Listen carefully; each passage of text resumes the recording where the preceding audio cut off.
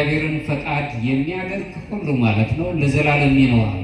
ዘላለማዊያን ሆነን ሱታፊ አምላክ የሚስማማን እግዚአብሔር ቤተሰቦች ይህንን እናያለን። ዓለሙኒ ይሃልፍ ወፍትወቱኒ ይሃልፍ ወዘሰ ይገብር ፍትወቶ እግዚአብሔር ይነብር ለዓለም ይላል።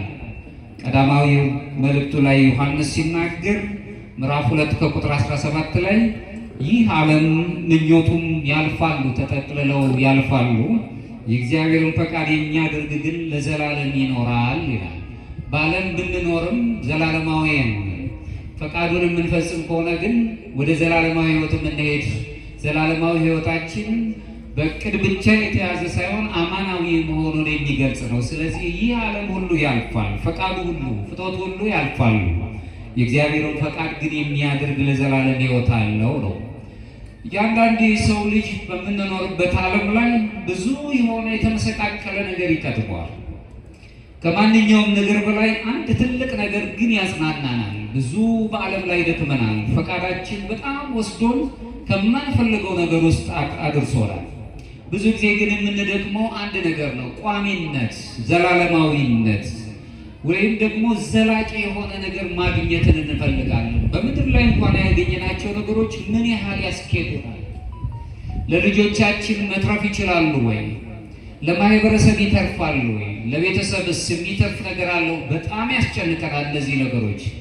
ዘላለማዊ የሆነው ነገር እንደምንጨነቅበት ዘላቂ ነገር ደግሞ በስጋችን ያስጨንቁናል። በእያንዳንዱ ልብ ውስጥም ሊጠፋ የማይችል ልዩ የሆነ ሕይወትም ያስጨንቀናል። መቼም የማይደበዝዝ ፍቅራችን ነው። ፍቅር ሲባል በልቦና ላይ የተተከለ የመውደድ ኃይል ማለት ነው። ማንም ሰው ሊወስዱ የማይችል ደስታ ሁሌ ይናፍቀናል። በደስታችን ውስጥ ብዙ ሐዘን የሚፈራረቅብን ስለሆነ በሞት ጥላ ውስጥ እንኳን ሆነን ሳለን ምንጊዜም ዘላለማዊ ነገር ያሳስበናል። ስንጨነቅ የሚያጽናና መላእክትን ልኮ እግዚአብሔር ስለሚያድነን ስለሚረዳን ብዙ እንጨነቃለን። በበዛም ደግሞ በሰጠን ነገር እንጽናናለን።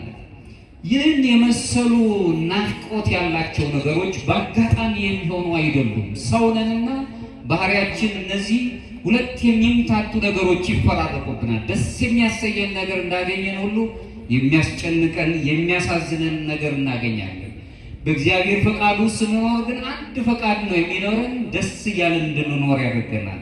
ለዚህም ነው ሐዋርያው ቅዱስ ዮሐንስ በመልእክቱ ላይ በመጀመሪያው መልእክቱ ላይ ሲናገር ይህ ዓለምና ምኞቱ ሲያልፉ የእግዚአብሔርን ፈቃድ የሚያደርግ ግን ለዘላለም ይኖራል ነው። ዘላለማውያን የሆኑ የእግዚአብሔር ፍጥረታት ዘላለም ለመኖር ፈቃዱን መፈጸም ይጠበቅባቸዋል። በእነዚህ ቃላት ውስጥ አጠቃላይ የክርስቲያን ሕይወት ምን መምሰል እንዳለበት ያስረምናል። ቅዱስ ዮሐንስ እርስ በርሳቸው ፍጹም የሚቃረኑ ሁለት ቃላቶችን ያነሳል። አንደኛው በጊዜያዊ ደስታ በስጋዊ ፈቃዳትና ምኞት የተዛባውን ፍላጎትን የሚያነሳ አንድ ኃይለ ቃል ይኖረዋል።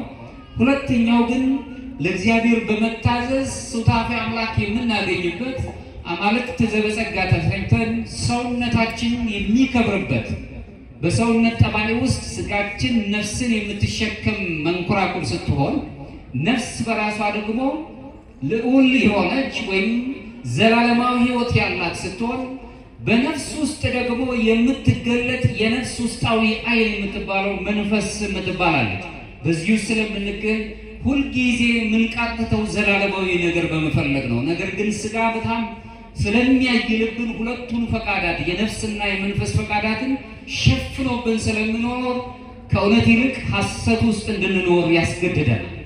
በሐሰት ውስጥ ሐሰት እየተጨማመረ እውነትን እየሸፈነው ስለምንኖር በምናቡ ዓለም ላይ እንድንኖር ያስገድደናል። የሰው ልጆች ግን ለታላቁ ጥያቄ መዘጋጀት አለባቸው። እግዚአብሔርን የሚፈራ በእግዚአብሔር ፈቃድ ለሚሄዱት ሰዎች ሁሉ በዘላለም ይኖራሉ ብሎ ነው የሚያስቀምጠው። ጥያቄው ስለ እነዚህ በእያንዳንዱ ክርስቲያን ውስጥ የሚጠየቁ ጥያቄዎች አሉ። ሁላችንም እንጠይቃቸው። እንዴት ስኬታማ መሆን እችላለሁ በስጋ? እንዴት ደስተኛ ልሆን እችላለሁ በስነ ልቦና? እንዲሁም ደግሞ ሌላው ጥያቄያችን በነፍስ ደግሞ ለዘላለም እንዴት መኖር እችላለሁ ዘላለማዊ ለመሆን? ብዙ ጠበብት ብዙ የፍልስፍና ሰዎች ስለ ዘላለማዊ ሕይወት ብዙ ተመራመሩ፣ ነገር ግን ማግኘት አልቻሉም። መጽሐፍ ቅዱስ የቅዱሳን መጽሐፍት ወይም ትውፊታችን ግን እጅግ በዚህም አስፍቶ ይናገራል። ለዘላለም እንዴት መኖር ይችላል? ይህንን መጽሐፍ ይህንን የዘላለም መኖር የምንችልበት ጥያቄን ግን ቅዱስ ዮሐንስ በመልእክቱ ላይ የእግዚአብሔርን ፈቃድ የሚፈጽም እሱ ለዘላለም ይኖራል አለ። ምንድነው ፈቃዱ ነው አሁን ጥያቄው። ይህ ቃል ተስፋን ይሰጠናል። ሁልጊዜ ከእግዚአብሔር ጋር እንድንኖር ይጋብዘናል። ዓለም ብዙ ጊዜ ተስፋውን አታውቅም። በብዙዎች በአካባቢያችን ያሉት ሰዎች በስቃይ ውስጥ ነው የሚኖሩት፣ መከራ አለባቸው። ይህ ሁሉ ሳለ የነሱ የስቃይ ወራፈን እኛን ስለሚጎበኘን ምናልባትም ደግሞ ራሳችንን እያታለልን ካልኖርን በስተቀር የአእምሮ ጥቃት ውስጥ ነው ያለነው።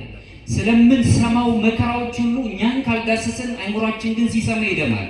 በመከራ ውስጥ ነው ያለነው። ለዚህ ነው ኦርቶዶክሳዊ ሕክምና የአእምሮ ወይም የነፍስ ሕክምና የምንለው ኦርቶዶክሳዊ ሳይኮቴራፒ ይባላል። ሁልጊዜ ስለ ነፍስ ደህንነት ነው የሚያጥናው። በምንሰማቸው ነገሮች ሁሉ ሁልጊዜ የተጠቃንን አእምሯችን የተጎዳ ነው። በመከራ ውስጥ በጦር ውስጥ ያሉት ሰዎች ብቻ ሳይሆን የእነሱን ስንሰማ እኛም ራሳችን ውስጣችን ይደማል። ስለዚህ በእግዚአብሔር ፈቃድ ውስጥ የሚኖር ሰው ዘላለማዊ ነው የሚሆነው። ተስፋ ምንጊዜም ወንጌል ለክርስቶስ ማዕከላዊ ስፍራ ነው ይዞ የሚገኘው። የዘላለም ሕይወት የሚሰጠው ክርስቶስን እንዲሁ በአድናቆት ለሚመለከቱት ወይም ሃይማኖታዊ እውቀት ብቻ ላላቸው የተገለጸ አይደለም። እውቀት አዳኝ ባይሆንም ሂደት ሊሆን ይችላል። ነገር ግን እውቀት በጥበብ ታሽቶ ሲቀመጥ ግን አርቆ ማሰብን እንጀምራለን፣ በርቀት ማየት እንጀምራለን። ሕይወታችን ከቅዱሱ ከአምላካችን ፈቃድ ጋር የተገናኘ ሲሆን ምንጊዜም ብናጣም እንጽናናለን። የሞትን ቢመስለንም ሕያዋን ሆነን እንገኛለን። በሞት ውስጥ እንኳን ሕይወት እንዳለን እናያለን። ይህ ዓለም በራሱ አላፊ ጠባይ ይስማማዋል ነው ዮሐንስ የሚነግረን። ዓለሙም ፈቃዱም ያልፋሉ ሲል አላፊ ጠባይ አለበት። ሐዋርያው ሲጀምር ዓለሙ ያልፋል፣ ፈቃዱም ተጠቅልሎ ያልፋል አለ። ፍላጎቱ ማለት ነው። ቅዱስ ዮሐንስ እግዚአብሔር የፈጠረው ፍጥረት እንዲሁ ይጠፋል፣ የሚረባ አይደለም ለማለት አይደለም የተጠቀመው። በዚሁ እየኮነነም አይደለም። እኛም ፍጥረታትን የምንኮንን አይደለም። በእጁ የተፈጠረው ፍጥረታት በአምላካችን እጅ የተፈጠረ። ምክንያቱም ዓለም መልካም ሆኖ ነው የተፈጠረው። ዓለም ሲፈጠር መጀመሪያ ላይ ዘፍጥረት ምዕራፍ 1 ከቁጥር 31 ላይ ብንመለከት ዓለም በራሱ ሲፈጠር መልካም ሆኖ የተዋቀረ አፈጣጠር ነው የተፈጠረው። ነገር ግን ኃጢአት ወደ ዓለም በመጣ ጊዜ ግን ይህ ፈቃዱ እያሸነፈው የኃጢአት ፈቃድ እያሸነፈው ዓለም ያለው ፍላጎትና ፈቃዶቹ በሰዎች መካከል ውስጥ ያለው የዓለም ፈቃድ በራሱ የተዛባ አሁን ኩነኔን የሚያመጣ መከራን የሚሰጠን ጭንቀት የሚያመጣ ከተስፋ ይልቅ ሁላችንም ቀርሽ ተስፋ ውስጥ እንድንኖር አብቅቶልናል ብለን እንድናስብ ያስገድደናል። ዓለም አላፊ ነው፣ ጠባዩም አላፊ ነው። ይልቁንም እርሱ የሚመለከተው አምላካችን የሚመለከተው በኃጢአት፣ በትዕቢት፣ በስግብግብነት በራስ ወዳድነት ተብሎ የሚገለጸው እንኳን ጥሩ አገላለጽ ባይሆንም ለራስ ጥቅም ብቻ በመቆም እኔ ብቻ ልብላ፣ እኔ ብቻ ላግኝ የሚለውን የተዋጠውን ዓለም ፈቃዱም ይህ እሳቤው ተጠቅልለው ያልፋሉ። ስለዚህ የሕይወት ስርዓቱ ራሱ የዓለም የሕይወት ስርዓቱ አሁን ያለበት መዋቅሩ በራሱ ያልፋሉ። ዓለም በማለት የተገለጸው ተለይቶ የተደራጀው ይህ ስብስብ ስግብግብነት ያለበት ትዝብት ያለበት ትዕቢት ከሌሎቹ ጋር አብሮ ከመኖር ይልቅ ለኔ ብቻ ብለን የምናስብበት ዓለም ተጠቅልሎ ያልፋሉ። ይህ በጊዜያት የሚሄዱ ናቸው። እያንዳንዱ ምድራዊ ስኬት ጊዜያዊ ነው። ሁላችንም እንደምናውቀው ትናንት ያገኘናቸው በጠዋቱ እንኳን ዛሬ ያገኘናቸው ዛሬ ከሰዓት በኋላ ይሰለቸናል። የምንፈልጋቸው ነገሮች በልተን ያላወቅናቸው የሚመስለን ለመብላት ስንዘጋጅ ከበላነው ከጠጣነው በኋላ ግን ይሰለቹናል።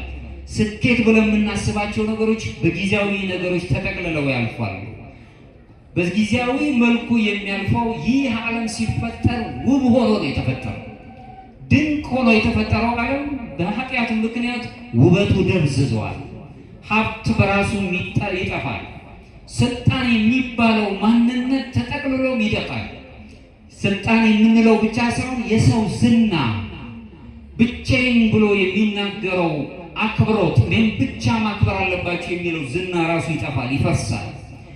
በአካል ብቃት ወይም በሰውነት ብቃት ብቻ በጉልበት ሁሉን ማድረግ ይችላል የሚለው ማንነት በራሱ ይጠፋል።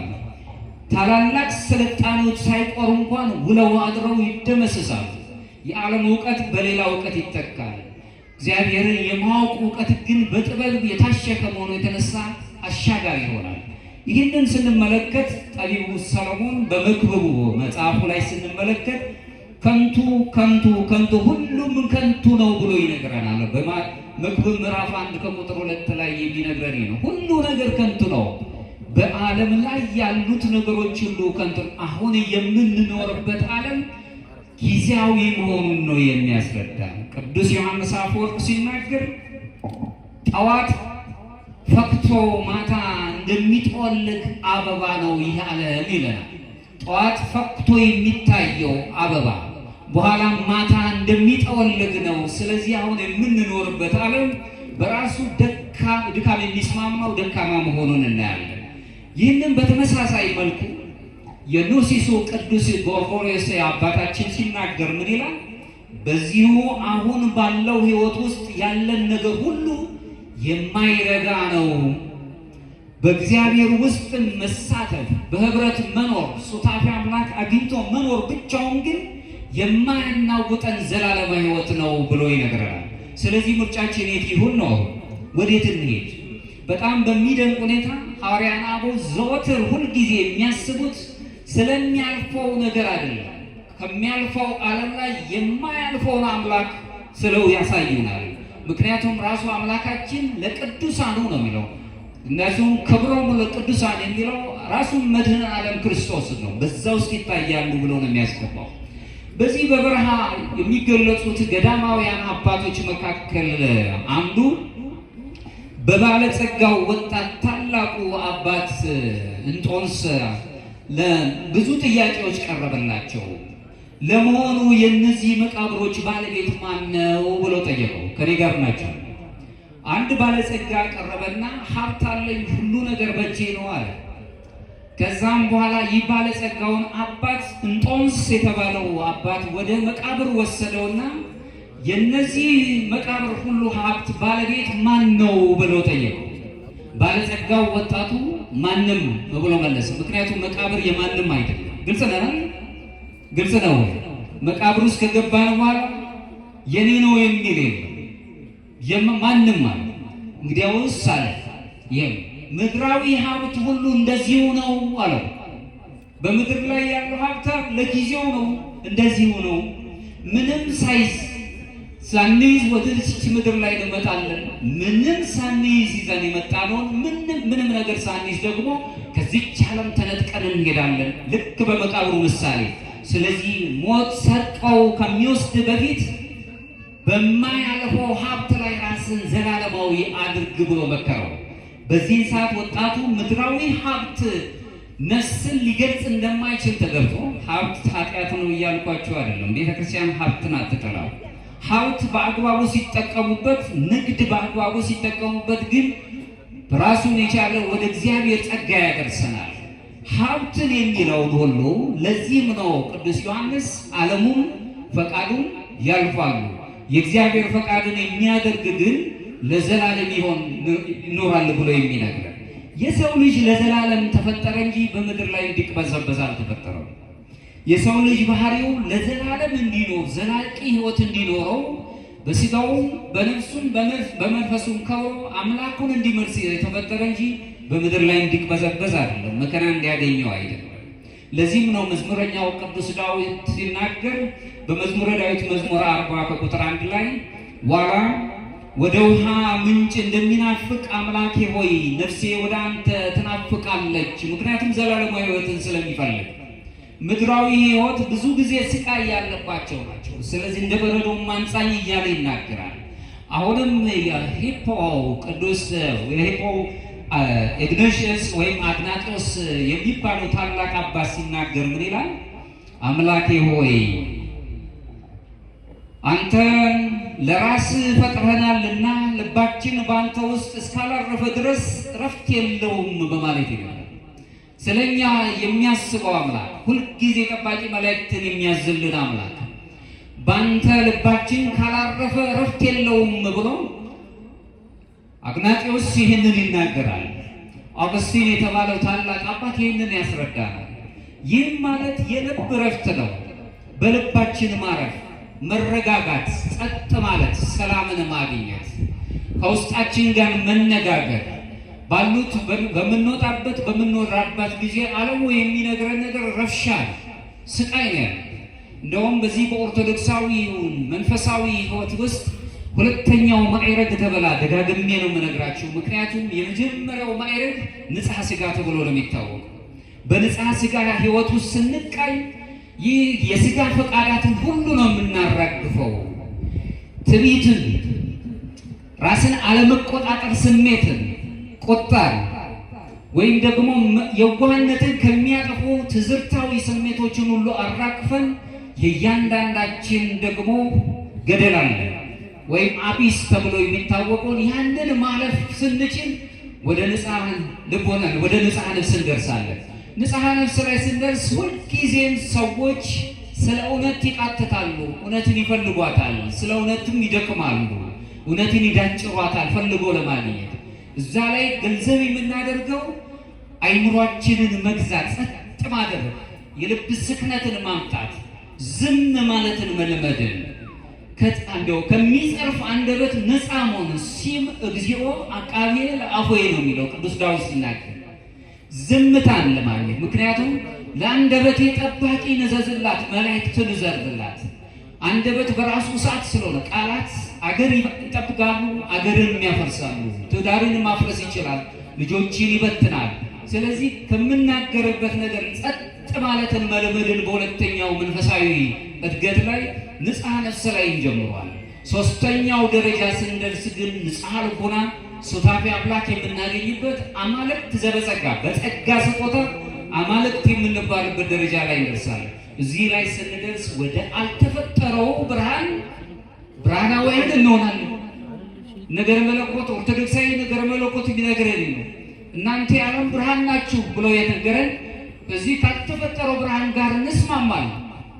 በ13ኛው ክፍለ ዘመን የተነሳው የነገረ መለኮት ምሁር ሳይመን የተባለው ስምዖን የተባለው የነገረ መለኮት ምሁር ምን ይላል? በዚህ ደረጃ ላይ ስንደርስ ነው አሁን ይዘናቸው የምናበራቸው ጣፎች ሁሉ ምሳሌ የሚሆን ብርሃናውያን እንሆናለን፣ ብርሃን እንሆናለን። አምላካችን ኢየሱስ ክርስቶስ ጋር በህብረት መኖር እንጀምራለን ብሎ ነው የሚለው። በዚህ ውስጥ እንኖራለን። አሁንም አምላኬ ሆይ ነው የሚለው እሱ።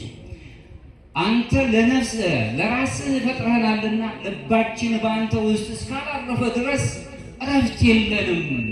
በፈቃዱ ውስጥ ማረፍ ካልቻልን እረፍት የለንም። ዓለም ረብሾናል ወገኖቼ፣ ብዙ አስጨንቆናል። ትናንት አድምቶ የነበር ዛሬ በማጣት ውስጥ ተረብሿል። ትናንት አዋቂ የነበረው ዛሬ እውቀቱ የትም ቦታ ሊሰዱ አልቻለም። የተማረው ሰው በትምህርቱ ጠባይ እንኳን ማግኘት የሚችላቸው ዕለት ጉርሱን የሚሸፍንበት ነገር የለም። ብዙ በደሎች አሉበት። በበደል ውስጥ ነው የሚኖሩት። በተለይም በጣም በሚደንቅ ሁኔታ በዚህ በአላፊው ገንዘባቸው ወዳጆች አውጡበት። በትርጓሜ ወንጌል ላይ የምንረዳው በአላፊው ገንዘባቸው ወዳጆች አውጡበት ነው የሚለው። አላፊው በሆነው በዚህ በምኞት በበዛበት ዓለም ላይ ወዳጆች አውጡበት ይልና እዛው ትርጓሜ ወንጌል ላይ የሚያስረዳው ለእያንዳንዱ ሰው 3 ወዳጆች አሉት ነው። አንድ ባለጸጋ ይልና ምሳሌያዊ የሆነ ንግግርን ይናገራል። አንድ ባለጸጋ በዘመኑ በነበረበት ጊዜ በዘመኑ ለነበረው መስፍን እጅ መንሻ ለመስጠት ሀብት ስለነበረው ፈቃዱን ለመፈጸም ወደ መስፍኑ ቤት ይሄድ ነበር። መልካም የሆነ ነገሮችን እጅ መንሻ የሚያቀርብ ነበረ አለ። በኋላ ጊዜ ግን አግኝቶ ማጣት ያለነውና ይህ ባለጸጋ አግኝቶ አጣ። አግኝተን ከማጣት እግዚአብሔር ይጠብቃል። በዚህ ሰዓት በብዙ ወገኖቻችን ውስጥ አሁን ያለው መንፈስ ይሄ ነው። ትናንት ሲሰጥ የነበረ እጅ ዛሬ ለመቀበል በጣም ተሰቃይቷል። በተለይ ኦርቶዶክሳዊ አበሾች በጣም ኩሮች ነን። ከመቀበል በጣም ስለምዘቅ አይኖቻቸው ግን ይናገራሉ። ሰው ከአንደበቱ ይልቅ አይኑ ያወራል። በአይናችን ውስጥ ብዙ ስቃዮች አሉብን። የሰው ይርበናል፣ ሰው ይናፍቀናል። በዚህ ስቃይ ውስጥ እንኖራለን። ይህ ሰው አግኝቶ የነበረ ካጣ በኋላ በቤት ውስጥ ተቀምጦ ሳለ መስፍኑ መዝገብ አምጡልኝ ብሎ ለዘመናት የነበረውን መዝገብ ሲያገላብጥ ያ የሚወደው ወዳጁ እጅ መንሻ የሚያቀርብለት ወዳጁ ለዘመናት መጥቶ እጅ አልነሳውም፣ መባም አላቀረበለትም፣ ሰላምታም አልሰጠው። ሂዱና ጥሩልኝ ብሎ በረኛ ላከ፣ ጠባቂን ላከ። ያን ጊዜ ንጉሥ ነው፣ መስፍን ነው። ያንን ቃል ሄዶ ለዚህ አግኝቶ ለነበረው ላጣው ሰው ነገረው። በረኛው ወይም ጠባቂው ንጉሥ ወይም መስፍን ይፈልግሃል፣ ለዘመናት ከሱ ርቀን ያለው ይፈልግሃል፣ ጠርቷል። ያ አግኝቶ ያጣው ሰው ተጨነቀ። ምን ያገኝ? በዘመኑ ግን አግኝቶ በነበረበት ዘመን ግን 3 ወዳጆች ነበሩት። አንደኛው ወዳጁን ከራሱ አብልጦ የሚወደው ወዳጅ፣ ሁለተኛው ወዳጁ ልክ እንደ ራሱ አድርጎ መወደድ ስላለበት ብቻ የሚወደው፣ አንደኛው ሶስተኛው ግን መቼም የመወደድ ታናሽ የሆነ ወዳጅ። አውጥቶ ሲያወርድ ሲያስብ ንጉሥ ጠርቶኛል ወይም መስፍኑ ጠርቶኛል፣ አገረ ገዢው ጠርቶኛል፣ ምን ላድርግ እያለ ሲያወጣ ሲያወርድ ከንጉሱ ፊት የሚያቀርበው የሚለብሰው ልብስ የሚሰጠው እጅ መንሻ ነበረው። ምን ያድርግ? ሲያወጣ ሲያወርድ እናንተስ ምን ታስባላችሁ? ወዲያውኑ 3ቱ ጓደኞቹን አስታወሳቸው። በዘመኑ ሀብት በነበረው ዘመን ከበላይ ለነበረው ታላቅ ወዳጅ ብዙ ነገር ያደርግለት ስለነበር ምናልባት ያ ወዳጄ ገበናዬን ይሸፍንልኛል ብሎ አሰበ። ገበና የሚሸፍን ዓለም አይደለም መሆን ያለ ነው፣ የሚያሳጣ ዓለም ነው ያለው። የወደቀን በወደቀበት ላይ እንዲቀር የሚያደርግ ዓለም ነው ያለው። ወድቋል ምን ነው ብሎ መጠየቅ የሚችል ዓለም አይደለም ያለው። የተቸገረን ሰው በተቸገረበት የድሃ ድሃ እንዲሆን ነው የሚያደርገው። ከወደቀበት ማንሳት የሚችል መንፈስ የለውም። ሰው እንኳን በጣም በሚደንቅ ሁኔታ አይደለም ለሰው ለእንስሳት እንኳን ቅዱሳን ይራሩ ነበር። የሚተናኮሉ አናብስቶችን እንኳን ወደ ሰውነት ጠባይ ማምጣት ይችሉ ነበር። አቡነ ገብረ መንፈስ ቅዱስ አናብስት የእግራቸውን ትቢያ ይልሱ ነበር። ወደ ሰውነት ጠባይ የአውሬ ጠባይ መተናኮል ነው እንጂ ማገልገል አይደለም።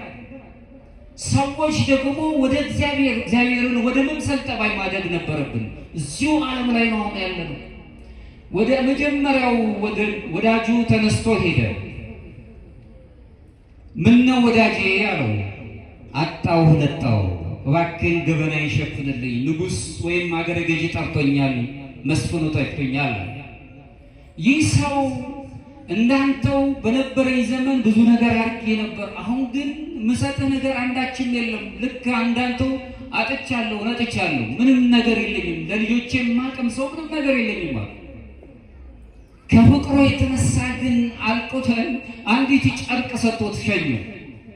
እችን ብታገኝ ሲል አካፈለው ካለው ነገር ላይ፣ ደካማም ቢሆን ጨርቁን ሰጠው። ነገር ግን ከንጉሥ ፊት የሚያቀርብ አልነበረም። አሁን ሲያወጣ ሲያወር ተመልከቱ። ብዙ ከምትጠብቁበት ጥቂት ስታገኙ ትደነግጣላችሁ። በዓለም ውስጥ ብዙ ጠብቀናል፣ ጥቂትም የለም። አሁን ወደ ሁለተኛው መደረግ ስላለበት ብሎ ብቻ ተነስቶ ሄደ። ይህ ሰው ሁለተኛው ሰው አገኘው። በተመሳሳይ መልኩ አጥቻለሁ ነጥቻለሁ፣ እንደውም አንዳች ቁራሽ በቤቴ ውስጥ የለም ምሰጥ ነገር። ከፍቅሩ የተነሳ ግን በእንባ ሸኘው፣ አዝኖ ሸኘው። ከኔ ጋር ናቸው። ብዙ ስትጠብቁ ጥቂት አታገኙ። የተናቀው ወዳጁ ግን ከሩቅ አይቶ አየው። ምን ነው ከስተሃል፣ ጠቁረሃል፣ ምን ሆነህ ነው አለው። አጣሁ ነጣሁኝ፣ እባክህ ወዳጄ ገበናዬን ይሸፍንልኝ አለው። ሁሉም ነገር በእጅ ያለ፣ አትጨነቃው። ታናሽ ወዳጁ ማለት ነው። ትንሽ አድርገን የምንወደው በታላቅ ነገር ይከፍለናል። ስለዚህ በተለይም የመስፍኑ የአገረ ገዢው ጠባቂዎቹ ወዳጆቼ ስለሆኑ አሁን መልክህን ላያውቁ ስለሚችሉ እኔ እነግርልሃለሁ ብሎ የሚፈልገውን እጅ መንሻ የሚያቀርበውን ነው ሁሉ ሰጥቶት በረኞቹን ነግሯቸው ከንጉሱ ከአገረ ገዢው ከመስፍኑ ፊት እንዲቀርብ አደረገው ነው ምሳሌ። ከኔ ጋር ናቸው። እነዚህ ሶስት ወዳጆችን የሚያውቀው ባለጸጋ አዳማዊ ሕይወት ያለን እኛን ነው ምሳሌ አድርጎ ያስተምራል። ሰዎች አግኝተን ነበር ልናጣ እንችላለን። ገነትን የሚባል ታላቋን ቦታ አግኝተን በምድር ላይ አተን ኖረናል። አዳም አግኝቶ የነበር ያማረ ፍጥረት ሆኖ ውበት የነበረው ውበቱ ደብዝዞበት ጸጋው ተገፎ በምድር ላይ ወድቋል የኛው አባት። ያን ጊዜ ምሳሌ የሚነግረን ባለጸጋ የተባለው ደቂቃ አዳም ሁላችንም የአዳም ልጆች ነን። ሁላችንም ግን ንጉሡ ሲጠራን በሞት ስንወሰድ ሶስት ወዳጆቻችን ዋስትና ይሆኑናል። ያን ጊዜ ሶስቶቹን እናስባቸዋለን። አንዱ ከራሳችን በላይ አብልጠን የምንወደው አሁን ዓለም እያስጨነቀ ያለው ራሱ ክርስቶስ ጌታችን ጌታ ብሎ የጠራው ለሁለት ጌቶች አትገዙም ያለው ገንዘብ ነው። ከገንዘባችን በሞት ጊዜ መግነዛችንን ግፋ ካለም ደግሞ የመቃብር ስፍራችንን የምናሄድበትን ሳጥናችንን ይዘን ነው የምንሄደው። ገንዘቡን ተሸክመን አንሄድም። ሁለተኛ ወዳጃችን ግን ዘመዶቻችን ናቸው። በእንባ ይከተሉናል እንጂ አብረው ከመቃብር አይወርዱም። ሶስተኛው የናቅነው በሊቀ መላእክት ቅዱስ ገብርኤል ስም የሰጠነው ለድሃው ያጠጣነው ያበላነው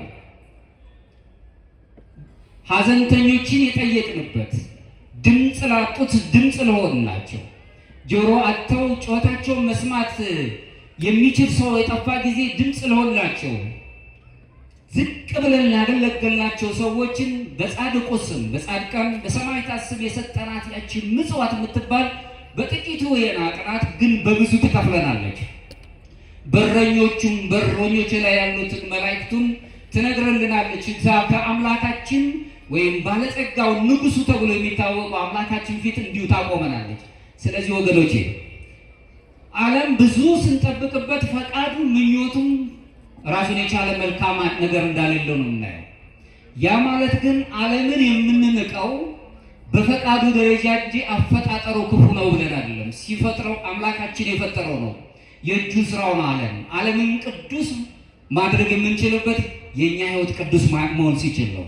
ለዚህ እግዚአብሔር ያበቃል፣ በቸርነቱ ይጠብቃል። የእግዚአብሔር ፈቃድ ማድረግ ማለት ታዲያ ምን ማለት ነው?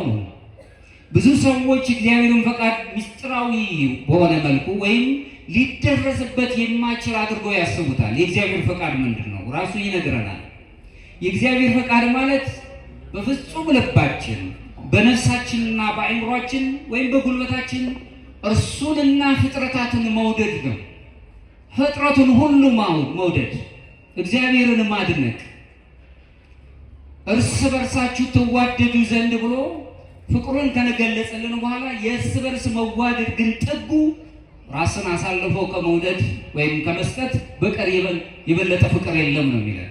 በሞት ጥላ ውስጥ ላለው ወገናችን ተተክተን እኛው ራሳችንን አሳልፈን መስጠት መቻል፣ እሱ እንኳን ከባድ ቢሆንብን የሰዎችን ድምፅ መስማት የምንችል ብዙ ጎረቤቶቻችንን ያለቅሳሉ። ባልንጀራህን እንደ ራስህ አድርገው ውደድ ይለናል። የእግዚአብሔር ፈቃድ ይሄ ነው። አንዱ ከኃጢአታችን ተመልሰን በንስሐ እንድንኖር የእግዚአብሔር ፈቃዱ ይሄ ነው። የበደሉንን በመበደል ሳይሆን ይቅር በማለት መገለጽ። ዓለም ብዙ በደል አለበት። ዓለም ብዙ የሚያስጨንቀው ነገር አለ። እኔ ብቻ ነው የማውቀው፣ እኔ ብቻ ነኝ ማግኘት ያለብኝ ነው። አስቀድሞ የእግዚአብሔር መንግስት ፈጽሞ መፈለግ፣ የእግዚአብሔር መንፈስ ታላቅ ስላለበት በቅድስናው ሁልጊዜ ማደግ። መንፈሳውያን በተለይ ኦርቶዶክሳውያን እንደ ዛፍ ነው የምናድገው። ስር እንሰዳለን፣ መሰረት ይኖረናል። በቤተክርስቲያናችን ስርዓት አምልኮ ውስጥ እንታነጻለን። ከዛ በኋላ ግን እድገታችን አያልቅም። ወደ ላይ ከፍ እንላለን። ወደ አንቃይዶ ሰማይ ወደ ላይ እንወጣለን። እድገቱ ከዛፋችሁ ወደ ላይ ከወጣን በኋላ ግን ለሌላው አያስፈልግም ማለት ወደ ጎንም ማድረግ እንጀምራለን። ጥላ ቤዛ እንሆናለን። ለሌሎች ሰዎች ቤዛ እንሆናለን። ለደከሙት ሰዎች ማረፊያ እንሆናለን። ድምፅ ላጡት ድምፅ እንሆንላቸዋለን። በመንፈስ ለተረበሹት መንፈሳቸው እንዳይታወቅ እነሱን የምናገኝበትን ህይወትን እናያለን። በቅድስና ህይወት እንገለጻለን። የመጨረሻው ግን ክርስቶስን ወደ መምሰል እናድጋለን። የእግዚአብሔር ፈቃድ እኒህን ነገሮች እንድንይዝ ነው የሚፈልገው። ለዚህም ነው ቅዱስ ጳውሎስ በአንደኛ ተሰሎንቄ ምዕራፍ 4 ከቁጥር 3 ላይ የእግዚአብሔር ፈቃድ እርሱ መቀደሳችሁ ነውና ብሎ ወደ ቅድስና ሕይወት እንድንሄድ ነው የሚነግረን። ቅዱሳን ትሆኑ ዘንድ እኔ ቅዱስ እንደሆኑ እናንተም ቅዱሳን ሆኖ ነው የሚለው። ቅዱስ ባስልዮስ ታላቁ ሲያስረዳ እውነተኛ መታዘዝ በግድ መሰጠት ያለበት ሳይሆን ከእግዚአብሔር ጸጋ ጋር በፍቅር በመተባበር በሱታፌ አምላክ የተቃኘ ሕይወት ይዘን መኖር ማለት ነው። የእግዚአብሔር ትእዛዝ በሰዎች ላይ የተጫነ ልዩ ደንጋይ ነገር አይደለም፣ ሸክምም አይደለም፣ ለነፍስ ፈውስ የሆነ መድኃኒት ነውና ብሎ ነው የሚነግረን። የእግዚአብሔር ፈቃድ ትእዛዝ የተሰጠን መድኃኒት እንዲሆነን ነው፣ እንዳንጨነቅ ነው፣ እንድንረጋጋ ነው። እያጣን ባጣንበት ዓለም ላይ በማግኘት ሕሳቤ ውስጥ እንድንኖርና እግዚአብሔር እንድናስብ ነው። የእግዚአብሔር ፈቃድ ማድረግ ማለት የእግዚአብሔር ልጆች እንደመሆናችን መጠን በእውነተኛው ተፈጥሯችን ውስጥ ተገልጠን መታየት ነው። ሰውነት የሚባል ሰውነት አለን። እኛ በሰውነት ውስጥ የሚገለጽ ማንነት አለን። ከተገለጸልንም በዚህ ተፈጥሯ ውስጥ ተፈጥሯችንን እያከበርን መኖር ነው። ያ ማለት የእኛን ተፈጥሮ እንዲያከብሩልን እንደምንፈልግ ሁሉ የሌላውንም ተፈጥሮ ማክበር አለብን። ማንንም ሰው ማክበር አለብን።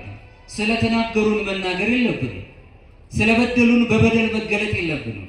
ሰውነታችን ከፍ ባለ ቁጥር በጣም ብዙ ነገር በአንድ አባት ሲናገር አንድ ሰው ይህ በደለኛ ሰው ነውና የገዳም አባት ሲጠየቅ በደሉ የበዛ ስለሆነ ምን ይገባዋል ብለው ጠየቁት። ይህ አባት ገዳማዊ አባት በቀዳዳ አቁማዳ ወይም በኬሻ በሚያፈስ መልኩ ማለት ነው አሸዋ ጭኖ በጀርባው ላይ ይሄድ ነበር። አሸዋው እየፈሰሰ ነው ያለው። ስለምን ይህን ታደርጋለህ? እኔ ብዙ ተሸክሜ የምዞረው የኃጢአት አሸዋ አለብኝ፣ ግን ከኋላዬ ነው ያለው፣ አላየውም፣ ይፈሳል። ከኔ ጋር ናችሁ? ይፈሳል። የኔን ኃጢአት ሳላየው እንዴት ነው ወንድሜ ላይ የምፈርደው? የኔ ኃጢአት ብዙ ነው፣ እየፈሰሰ ነው ያለው፣ ሊውጠኝ ነው ያለው። ጥቂት የሰራው ወንድሜ ላይ እንዴት ልፈርድ ይገባኛል? ዓለም ምን ጊዜም ራይ የበደለ ሰው ካለ፣ ያጠፋ ሰው ካለ፣ የሰረቀ ሰው ካለ ምክንያትን ሳታውቅ ድርጊትን አትኮንነ። የሊቃውንቱ አባባል የሚለን ርቦት ነው ብሎ አይጠይቅም፣ ወይስ የእጅ ሐሜት አለበት ብሎ አይጠይቅም። ሌባ እያለ ነው የሚያሳድደው።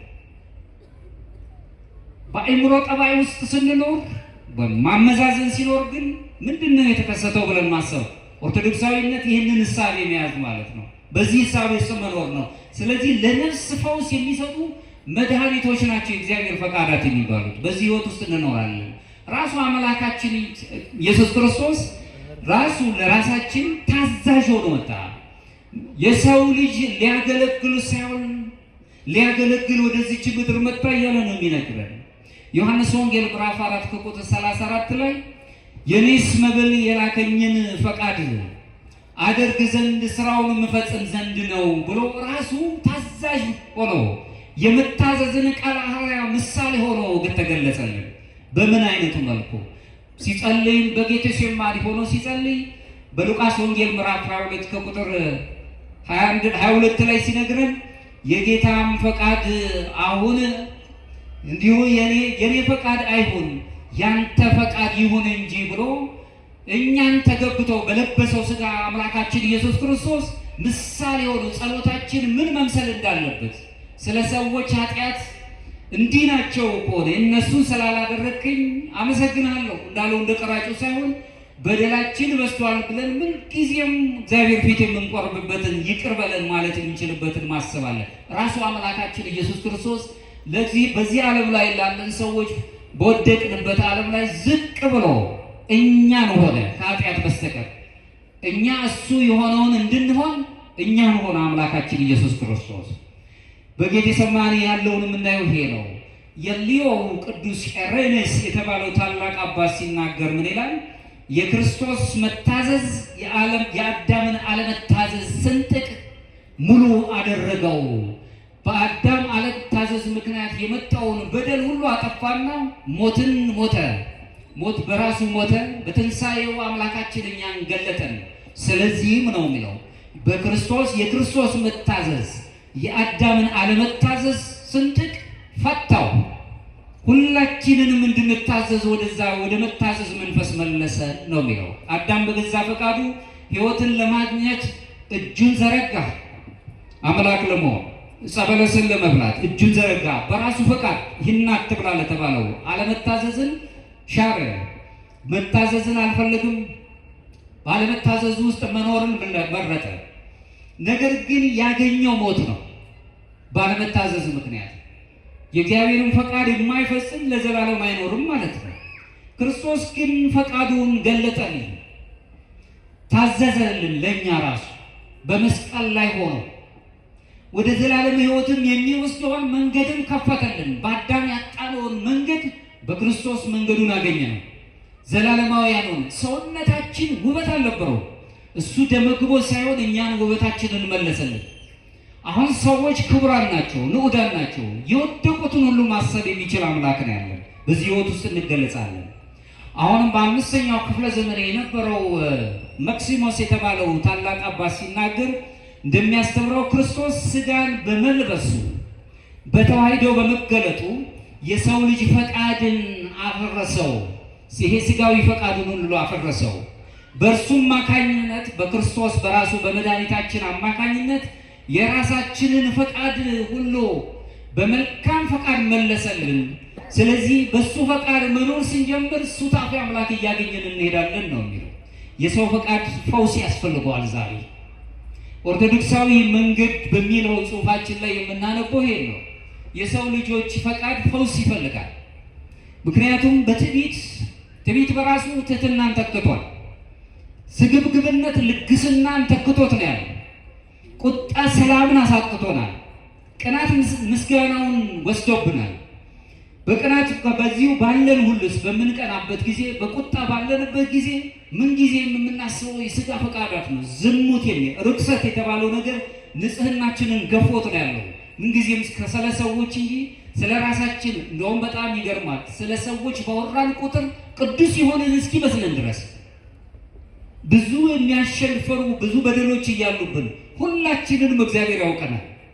ሁሉን አሁን እኔ የምናገረውንም እናንተንም እግዚአብሔር ያውቃል። ሁላችንንም ሁሉን ማድረግ የሚችል ግን እግዚአብሔር ክፋት ያበዛ ነው።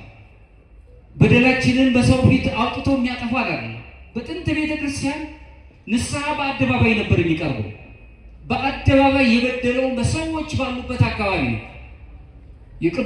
ይህን በድያለሁ፣ ይህን አጥፍቻለሁ ነው። ግን ለማህበረሰቡ በራሱ የሆነ ችግር እየፈጠረበት ስላለ ሐዋርያን አበው ይህንን አበነፍስን አባቶቻችንን እንዲያማክሩ በህቡ እንዲጠይቁ እነሱም ደግሞ ወደ እግዚአብሔር እንዲያቀርቧቸው መንገድ አላቸው። ሁላችን ገበናችንን የሚሸፍንልን አምላክ ቅዱስ ዮሐንስ አፈወርቅ ሲናገር በራሱ ቤተ ክርስቲያን ቤተ ሕሙማን ናት። በተደጋጋሚ ነው የምናነሳው። ቅዱስ ዮሐንስ አፈወርቅ ቤተ ሕሙማን ነው ብሎ የሚገልጻት ቤተ ክርስቲያን የሕክምና ቦታ እንጂ ወይም ሆስፒታል እንጂ የፍርድ ቤት አይደለችም፣ ፈራጅ አይደለችም። ፍርድን የምትናገራል የወደቀው እንዲነሳ ይቅርታ በር የሚነገረን ሆታ ለሰማይ ተብላ የምትነገር ናት። መላእክት ሲወጡ ሲወርዱ ያየባት ያዕቆብ በሎዛ ላይ የተመለከተባት መላእክት ሲወጡ ሲወርዱ ያየባት ዛቲ ይእቲ ሆታ ለሰማይ ተባለች። ይቺ የሰማይ ደጅ ናት ተብላ የተገለጸችው እቺ ቅድስት አማናዊት ቤተክርስቲያን ናት። በዚህች ውስጥ መላእክትን እንመለከታለን። የሰራዊት ጌታ እግዚአብሔር በመስቀሉ በጫፍ ላይ በመንበሩ ተገልጾ ነው ያዕቆብ ያየው። የሰራዊት ጌታ እግዚአብሔር በመንበሩ ላይ አለ። ቅዱስ ዮሐንስ አፈወርቅ ሲነግረን በደጁ ላይ በደገኛይቷ የቤተ ክርስቲያን በር ላይ እግዚአብሔር አምላካችን ኢየሱስ ክርስቶስ ለማኝ መጻተኛ ሆኖ ካላየኸው በመንበሩ ላይ አላገኘኸውም ነው የሚለው። ምክንያቱም ከነዚህ ታናናሾቹ ለኔ ያላደረጋችሁት ለኔ አላደረጋችሁም፣ ለታናናሾቹ ያላደረጋችሁ ለኔ ያላደረጋችሁም ነው። ሰዎችን ስንወድ እግዚአብሔርን እያከበርን ነው። በሰዎች ጥፋት ውስጥ ጥፋተኞች ሆነን ካልተገኘንና ጥፋተኛቸውን እያጎለን እንዲማሩ ማድረግ ካልቻልን አሁንም ተባባሪ ነው የምንሆነው። በዚህ ትምህርት ውስጥ መኖር የምንችልባቸው ነገሮች ቤተክርስቲያን የሕክምና ቦታ እንጂ የፍርድ ቤት አይደለችም። ካህናቱም ደግሞ ሕሙማንን የሚፈውሰውን አምላካችን ኢየሱስ ክርስቶስ ጋር የሚያቀርቡ እንደራሴዎች ናቸው። ሕሙማንን የሚፈውሰው መድኃኒት የተባለው አምላካችን ኢየሱስ ክርስቶስ ስጋውን ደሙን የቆረሰልን ያፈሰሰልን። ስለዚህ በጾም በጸሎት በንስሐ በኑዛዜ በቅዱስ ቁርባን ውስጥ መኖር ስንጀምር አሁንም ቤተ ሕሙማን በሱ ቁስል ተፈወስን ብሎ ቅዱስ ኢሳይያስ በትንቢቱ ላይ እንደነገረ በሱ ቁስል እንፈወሳለን፣ ሕይወትም እናገኛለን። ሌላው ቴዎሲስ የምንለው በነገር ሁላችንም የምናስበው ሁልጊዜ አማልክት ዘበጸጋ የሚያሰኘውን ነገር የምናገኘው እግዚአብሔርን በመፍራቱ ስንኖር በትእዛዙ ውስጥ ስንኖር የምናገኘው ነው። የእግዚአብሔርን ፈቃድ ማድረግ በመለኮታዊ ሕይወት ውስጥ እንድንሳተፍ ልዩ ዕድል ይሰጠናል። መታዘዝ ለምን ወደ ዘላለም ሕይወት እንደሚመራን ማወቅ እንችላለን። ምክንያቱም የእግዚአብሔር ፈቃድ ከባህሪው የማይነጠል መሆኑን ስለምናውቅ ነው። መሐሪ ነው አምላክ፣ ባህሪው እሱ ነው። እግዚአብሔር ቅን ፍርድን የሚያመጣ እኛ እግዚአብሔርን እንመስላለን ካለን በሰዎች ላይ እንፍርድ ዘንድ ስልጣን የሰጠን የለም። እግዚአብሔር ይቅር እንዲላቸው ነው መለመን ያለብን።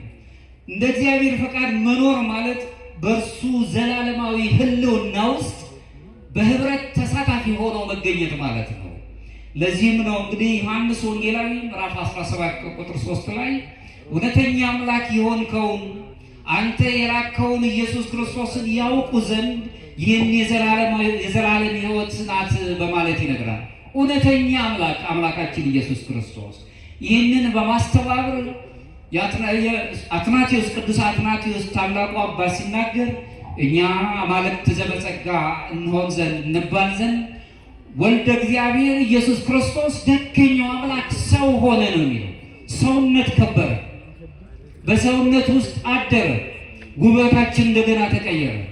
የነፍስ የመንፈስና የስጋ ባህሪያችን ተስማምቶልን እንድንኖር ሞት የሚባለው ፈቃዳችንን ሁሉ የስጋ ፈቃዳችን ላይ እንድንኖር ይዞን የነበረው ደቆ እንዲሞት አደረገልን። ወደ እሱ እንድንመስል አቀረበልን።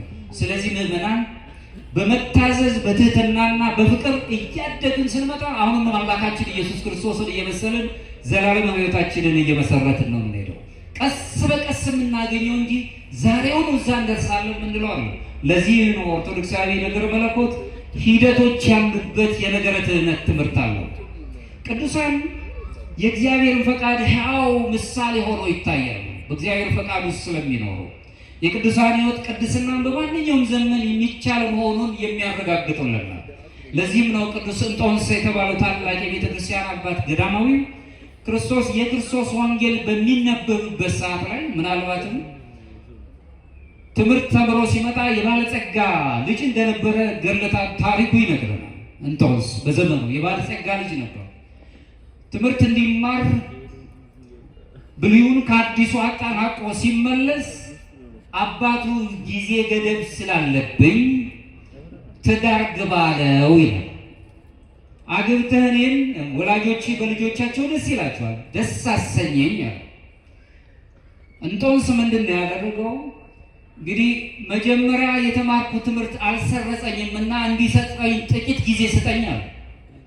ዘወር ብሎ ቃል እግዚአብሔር እየቀጸለ የተማረውን ነገር እያመላለሰ ከቆየ በኋላ ጊዜው ሲደርስ አሁንም አባቱ ጠየቀው፣ ትዳር ግባ አለው። እንግዲያውስ ከአንተ ፈቃድ የእግዚአብሔር ፈቃድ ይበልጣልና ፈቃድ እግዚአብሔር መሆኑን እንድጠይቅ ፍቀድልኛል። አባቱ ግቅማ ከምትባል ቦታ ውስጥ ዋሻ ውስጥ ዘግቶ እየጸለየ ባለበት ሰዓት ብዙም አልቆየም። ዋሻውን በር የሚያንኳኩ ሰዎች መጡ። አባት በስጋ ተለይቷል፣ ስጋው በነፍሱ ተለይቷል። ስለዚህ በሞት ሄዷል፣ ወደ አምላኩ ሄዷል አሉት። ወዲያውኑ ተነስቶ ወጣ።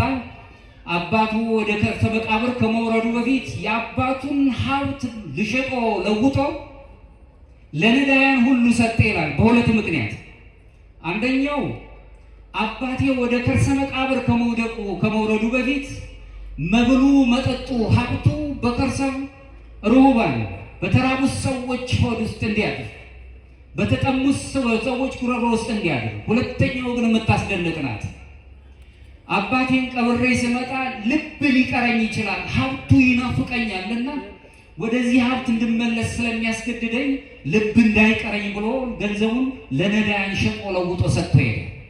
አባቱን ከቀበረ በኋላ ሲወጣ አንድ ቤተክርስቲያን አግኝቶ ያው ወንጌል ጸሎት ላይ ደረሰ ይላል። በዛ ወንጌል ላይ ገባሬ ሰናይ ካህኑ ዮሐንስ ወንጌልን በዛው ዮሐንስ ወንጌልን ምዕራፍ 17 ቁጥር 7 ላይ ነው እውነተኛ አምላክ የሆንከው ነው የሚለው። እዛው ላይ ሲነግርልን የሚገልጸን እኔ ፍጹም ልትሆን ብትወድ ሂድና የማቴዎስ ወንጌል ምዕራፍ 19 ያለህን ሽጠህ ለውጠህ ተከተለኝ፣ እኔን ሊከተል የሚወድ ሁሉ መስቀሌን ይሸከም የሚለውን ቃል ሰማ። የሱባኤን ፍጻሜ አወቅኩት ብሎ ለዘመናት ዋሻ ዘግቶ ገዳም ገድሞ ቅዱስ ሚካኤል እየረዳው እያመሰገነ መኖር ጀመረ። እግዚአብሔር በተለያየ መልኩ ይናገረናል። እኛ በምናስበው ጥበባዊ ነገር ብቻ አይደለም፣ በተለያየ መልኩ በሕይወታችን ውስጥ መናገር ይችላል። ፈቃዳችንን እንድንወቅ ያደርገናል። ወዲያውኑም ቅዱስ እንጦንስ ታዘዘ፣ ሀብቱንም አካፍሎ ለነዳያን ሰጠ። በበረሃም መኖርን መረጠ። ምስኪን መነኩሴ ሆኖ መኖርን ጀመረ። ሕይወቱን ሙሉን በሙሉ ለእግዚአብሔር በመስጠት ለእግዚአብሔር እየታዘዘ መኖር ጀመረ። በዚሁም ላይ የምናየው ግብፃዊቷ ቅድስት ማርያም የምትባለው በዘመኗ ሙሉ በኃጢአት ትኖር ነበር። በኋላ በንስሐ ከተመለሰች በኋላ ግን እግዚአብሔርን እያመሰገነች የእግዚአብሔርን ፈቃድ እየጠበቀች ትኖር ነበር።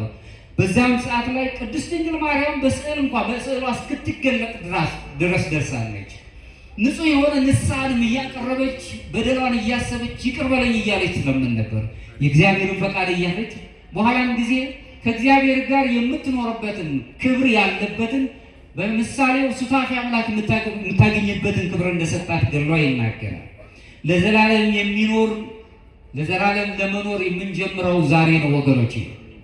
ለዘላለም የምንኖረው ከሞትን በኋላ አይደለም፣ ዛሬ ነው የምንኖረው። ሐዋርያት ሲናገር ምንድነው? ለዘላለም ይኖራል፣ የእግዚአብሔርን ፈቃድ የሚሰራ ለዘላለም ይኖራል ይጸናልም ነው የሚለው። የዘላለም ሕይወት የሚጀምረው አሁን ነው፣ መዳን ዛሬ ስለሆነ ይልቁንም ይቅር በምንልበት በምንጸልይበት በምናመልክበት ስርዓት አምልኮ ስንኖር ንስሐ በምንገባበት በተለይም በምስጢራት የቤተ ክርስቲያኑ ስንዋሃድ ተካፋይ በምንሆንበት ጊዜ ወይም ድሆችን በምናገለግልበት ጊዜ አሁንም በእግዚአብሔር መንግሥት ፈቃድ ውስጥ ነው የምንኖረው። ዘላለማዊ የሆንን ዘላለማዊ የምንሆንበትን መንገድ እየጀመርን ያለ ነው። ለዚህም ነው ሳይመን ዘ ኒው ቴዎሎጂያን ወይም የነገር መለኮት ምሁር ተብሎ የሚታወቀው እንዲህ ይላል፣ አምላኩን በውስጡ የያዘ ሰው አሁኑኑ የዘላለም ሕይወት መኖርን ጀመረ ይለናል። ከኔ ጋር ናቸው። አምላኩ በውስጡ የያዘውን ሰው አሁኑኑ የዘላለም ሕይወትን መኖርን ጀመረ ይለናል። ዛሬ ነው ዘላለማዊ የምንኖረው። ዛሬ ይዘነው ነው ወደዛ ወደ ሰማያዊ ሕይወታችን የምንቀርበው። መንግሥተ ሰማያት የወደፊት ተስፋችን ብቻ አይደለችም። ይልቁንም የተለወጠው ልባችን አሁን የመንግሥተ ሰማያት ተስፋው እያበበ ውስጣችን ሲመጣ ዘላለማዊ የመሆናችን ጅማሬዎቻችንን ይዘን ሄዳል። ፍጹም የሚሆነው ግን ከአምላካችን ጋር ስንገናኝ በፍርዱ አደባባይ ዓለምን የምንወደው ከእግዚአብሔር ፍቅር ጋር ስለሚቃረን ዓለምን በወደድን ቁጥር ብዙ ስቃዮች ይገጥመናል። ዓለምን መውደድና የእግዚአብሔር ፍቅር ግን እጅግ የሚለያዩ ናቸው። ዓለሙም ያልፋል ያለው ዓለም ያልፋል። ዓለም አዳም ነው። ብዙዎቻችን እንደምናየው ወገኖቻችን በሞት ተለይተውናል። እኛም እንሄዳለን አይቀርም። ዓለሙም ያልፋል። ይህ የተገለጸበት ቃል በቃል ማስጠንቀቂያ ያለው ቃል ነው የተነገረ። የዓለሙም በዓለም ውስጥ ያሉትን ሁሉ አትውደዱ፣ ማንም ዓለምን ቢወድ የአብ ፍቅር በእርሱ ውስጥ የለም ይለናል ዮሐንስ መልእክቱ ላይ አንደኛ ዮሐንስ ምዕራፍ 2 ቁጥር 15 ላይ ዓለሙን ብትወዱ የአብ ፍቅር በውስጣችሁ የለም፣ እግዚአብሔር የፈቀረን ፍቅር በውስጣችሁ ይነጠቃል እያለ ነው የሚነግረን። ይልቁንም ቅዱስ ዮሐንስ የሚያስጠነቅቀን የወደቀው ዓለምን እሴቶችን ነው እየነገረን ያለው። የወደቀው ዓለም ስብራት የገጠመው ዓለም ትዕቢት አለበት። ለራስ ጥቅም ብቻ መቆም አለበት። እኔ ብቻ ላገኝ፣ ሌላው እኔ አይመለከተኝም። ስጋዊ ምኞታችን ወደ ስግብግብነት ይመልሰናል። ስጋዊ ፍላጎታችን ከእግዚአብሔር የተለየ ነፃነት የሰጠን ይመስለናል፣ ግን ነፃነት የለንም። ሁልጊዜ በጭንቀት ውስጥ ነን። የማወቅ ነፃነት የሚባል ነገር በውስጣችን አለ። ዳኛ የሆነች ህሊና የምትባል ነገር አለች። ለሰራነው ስራ ሁልጊዜ ትገስጸናለች። ብዙ ጊዜ ሰዎች ከህሊናቸው ለመሸሽ ሲሉ ግን አለባሌ ስነ ምግባርን የሚጥሱ ነገር ውስጥ ይገባሉ። ከህሊናቸው ለመሸሽ ህሊና ሁልጊዜ እንቅልፍ ታሳጣለች። በደል በሰራን በወንድሞቻችን ላይ በተነሳሳን ጊዜ ሁልጊዜ ወቀሷ ውስጥ ትቀጥላለች። የዓለም ጣጣዎች ምን ጊዜም ዓለም ጣዖት ነው። በጣዖት በሚሆነው አደገኛ ህይወት ውስጥ ስለምንኖር ዓለም ሁሉ ያልፋል። ጣዖት የጣዖት አምልኮት ይሄ ገንዘብ እኔ ብቻ ላገኝ የምንለው ገንዘብ የምንጠቀምበት ከሆነ አስፈላጊያችን ነው። የሚጠቀምብን ከሆነ ግን አደጋችን ሰፊ ነው የሚሆነው። ምድራዊ ሀብት፣ ተድላ፣ ስልጣን ወይም ዝና ለእግዚአብሔር ብቻ የሚገባውን ስፍራ በያዙ ጊዜ ክብር ነው የሚሆኑት። እነዚህ ግን በአጸፋው ግን ለሰው ክብርና ለራስ ብቻ ከሆነ ግን በልባችን ውስጥ ለብሶ የሚኖር ከሆነ ግን ባሪያዎች ነው የሚያደርገን። ሁልጊዜ ተገዢዎች ነው የሚያደርገን። እንቅልፍ ይነሳናል፣ ሰላም የለንም። በዚህ ውስጥ እንዳንኖር መጠንቀቅ አለብን። የእስክንድርያው አሁንም ቀለሜንጦስ የተባለው አባት ሲናገር ምን ይላል? ሰውን የሚኮንነው ሀብት ንብረት ስላለው አይደለም። ሰው የሚኮንነው ሀብት ንብረት ስላለው አይደለም። ሀብቱ ተጠቅልሎ የሀብቱ ባሪያ ሲሆን ግን ይኮነናል። በሀብቱ በተሰጠው ሀብት የተሰጠንን እንድንሰጥበት ነው። በጣም በሚገርም ሁኔታ ሁለት ያለው አንድ ይስጥ ሲል ይህ መስጠት የማካፈል ቋንቋ እንጂ ፍጹም ስጦታ አይደለም። ፍጹም ስጦታ ግን ሙሉን መስጠት ነው። እንዳ ቅዱስ አባ እንጦንስ ሶርያዊው አባ ቅዱስ ይስሐቅም ሲናገር ምንድን ነው የሚለው? ዓለምን የሚወድ ልብ የእግዚአብሔር ፍቅር ሙሉ በሙሉ ሊቀበል አይችልም። የዓለምን ጠባይ የሚፈልግ ልብ በዓለም ውስጥ ያለውን ሀኬተኛ እኔ ብቻ ነኝ የበላይ ብሎ የሚያስብ ከኔ በቀር ሌላ አዋቂ የለም ብሎ የሚያስብ ከኔ በቀር ሌሎች ወዳጆች ዘመዶች የሉትም ብዙዎች ይገዙልኛል ብሎ የሚያስብ ልብ ያለው ሰው በፍጹም ሙሉ በሙሉ የእግዚአብሔርን ፍቅር ሊቀበል። ምክንያቱም የእግዚአብሔር ፍቅር ራሱ መንፈሳዊ ተጋድሎ አለበት። ክርስቲያኖች ነን እኛ፣ ተጋድሎ አለብን። እሱን ሊቀበል አይችልም። አንድ ክርስቲያን ዘወትር ልቡን መመርመር አለበት። በምን መልኩ? ሐሳቤን የሚገልጥ በተደጋጋሚ የሚቆጣጠረኝ ምንድን ነው? የእግዚአብሔር ፍቅር ነው የሚቆጣጠረኝ ወይስ የዓለሙ ምኞት? በጣም ብዙዎቹ ሰዎች እየረሳው አይደለም ብዙ ስቃይ ያለባችሁ አሁን የምንናገረውና በዓለም የምንኖረው ነባራዊ ህይወት በጣም የሚለያዩ ናቸው። ትላንት የምታውቋቸው ወገኖቻችሁ ማታውኑ ትላንት ጠዋት ስትነሱ በአንድ ጀንበር ላይ ሆኖ ስታዩአቸው የሆነው ነገር ምንድን ነው ትላላችሁ። በአንድ ቅጽበት እንዴት እንደሆነ ብላችሁ ትፈተናላችሁ። ስለዚህ የሰውነት መዋቅራችሁ ይዛባል። ምን እየሆነ ነው ያለው? ልጆቼ ጾም አዳሪዎች ናቸው። እኔም ማጥቼ ነው የምኖረው። የምፈልገውን ነገር እያገኘው አይደለም። ይህ ሰው ግን ያገኘው ምንድን ነው? ያገኘበትን ነገር መዳጨር እንፈልጋለን። በኋላ የተሳሳተ ነገር ከሆነ ተባባሪዎች ለመሆኑ ያስገድዳል። ከዚህ መንፈስ መውጣት አለብን። ክርስትናው እሱን ስለማይ ነገር ነው። ቀለሜንጦስ የሚነግረን እሱን ስለሆነ አባቶች ሐዋርያነ አበው ዘወትር በዚህ ዓለም በማመስገን ሁልጊዜ የተጠበቁ ስለሆነ በእሱ በሚያገኙት ነገር ልዩ የሆነ የውስጥ እርካታ አላቸው። በእርካታቸው ውስጥ የሥጋ ባሪያዎች ሆኖ አያውቁም። ለነፍሳቸው ተገዢ ናቸው። በተለይም ኖስ የምትባለው የውስጥ አይነ ልቦና ተብላ የምትገለጸውና በመንፈስ ተብላ የምትታወቀው ደግሞ የነፍስ ውስጣዊ አይኗ ተብላ የምትታወቀው እቺ ምንረዳት መንፈስ ተብላ የምትታወቀው ሁልጊዜ ትገዛቸዋለች። ከሥጋ ይልቅ እነሱ ይከብሩባቸዋል። በዚህ ውስጥ እንኖራለን። ዓለምን የሚወድ ሁሉ የእግዚአብሔር ፍቅር በልብ ውስጥ አይኖርም። ፍቅሩን ሊያይ የሚችል አይደለም። ስለዚህ ሐሳቤን ይበልጥ በተደጋጋሚ የሚቆጣጠረው ምንድን ነው ብለን እንጠይቅ። አሁን ከዚህ ስንወጣ ማንነት የሚባል ምናልባትም ማንነት አሁን በፍልስፍናውም በስነ ልቦናውም ጥያቄ ውስጥ ነው ያለው። በደንብ ተገልጾ ተተርጉሞ ያለቀ ነገር አይደለም። አንትሙ ታቦቱ ለእግዚአብሔር ይለንና ቅዱስ መጽሐፍ እናንተ የእግዚአብሔር ቤተ መቅደሶች ናችሁ ብሎ የራሳችሁ አይደላችሁም ብሎ የእኛን ማንነት ጥያቄ ውስጥ ይከተዋል። ከሆንም ደግሞ ማለት ነው እናንተ የእግዚአብሔር በደሙ የተገዛችሁ ባሪያዎች ናችሁ፣ የራሳችሁ አይደላችሁም ነው የሚለው። የራሳችሁ አይደለም። ማንም በስጋው ላይ በአካሉ ላይ ስልጣን የለውም። እንኳን የሰዎችን ነፍስ ማጥፋት ይቅርና በራሳችን ላይ እንኳን ስልጣን የለንም። ይሄንን ውብ አድርጎ የፈጠረው ሰው የሚባለው ማንነት አይምሯችን ረቂቅ የሆነውን ነገር የሚደነቅ አይምሮ የሰጠን አምላክ በዚህ አይምሯችን ላይ መልካም ነገር እንድናስብ አይምሮ ገዛን፣ የማወቅ ነፃነትን ሰጠን። ነገር ግን በዚህ ነገር ላይ ስልጣን የለንም። ማንነት የሚባል ካለ ሰው የሚባል ማንነት እንጂ የወንዝ ማንነት የለንም። የጎጥ ማንነት የለንም። የዛ ወንዝ ሰዎች የዚህ ወንዝ ሰዎች የሚባል ማንነት የለንም። ሰው የሚባል ማንነት ነው ያለን። ምዕራባውያን እንኳን በምድር በጣም ቤት ውስጥ ለሚያኖሯቸው እንስሳት በጣም ይጨንቃሉ። መብታቸው ይከበር ይላሉ። ለአውሬው እንኳን ለሚናደፈው እንኳን ክብር ይሰጣሉ። ሰው ለሚባል ነገር ወይም ታላቅ ፍጡር ሆኖ የሥላሴ አርአያ አምሳል ሆኖ የተፈጠረ ሱታፌ አምላክ ለሚያገኘውማ ምን አይነት ክብር ይገባዋል ነው። እሱን ማሰብ አለብን። ማንነት ወይም ክብርን የምሰጠው ለማን ነው ብለን መጠየቅ አለብን። ለማን ነው ክብር የሚሰጠው? ክብር ለራሴ ነው ወይስ ለፈጠረኝ አምላክ ነው? ክብር የሚሰጠው ክብር በቀላሉ አይገኝም። ክብር በራሱ ስናከብር ነው የምንከበር እንጂ አክብረኝ በማለት ክብር አይገኝም። ማክበር የጀመረ ሰው የሆነ ወቅት ላይ ዓለም ዝቅ ስንል ዝቅታውን በጣም እየተጠቀጠቀች እንኳን ብታልፍ አንድ ቀን ግን ወደ ከፍታው ትመጣለች። ሰዎች ወደ ልባቸው ሲመለሱ ዝቅ ማለታችንን ይመለከቱታል።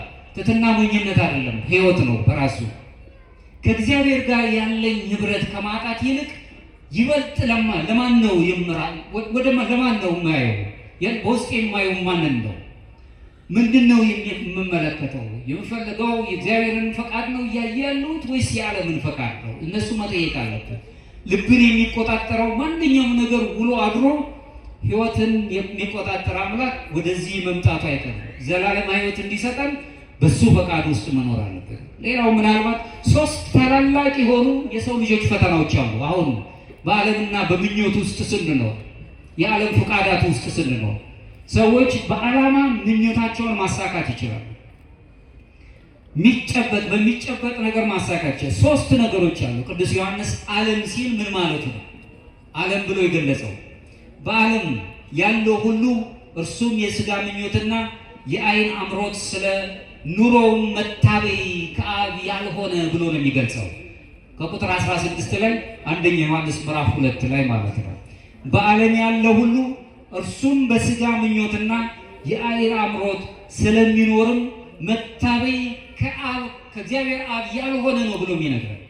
እንድንታበይ አይደለም በምድር ላይ ሰጠን። በተለይ ኦርቶዶክሳውያን በነገሮች ሁሉ እግዚአብሔርን በእኛ መንፈሳዊ ሕይወት እንዲገለጽ ነው ማድረግ ያለብን። የመጀመሪያው ፈተናችን ተግዳሮታችን ሥጋዊ ምኞት ነው። የሥጋ ፈቃዳት ናቸው። በሥጋ ፈቃዳቱ ስንሆን የተዛባ ኑሮውን እንኖራለን። ሁሉ ነገር የሚያምረን ጎረቤት ያደረገው ነገር ሁሉ ይናፍቀናል። የጎረቤት ጎረቤት ነው መሆን ያለበት። ለእኛ የራሳችን የተሰጠናለን። በዛ ውስጥ መኖር አለብን።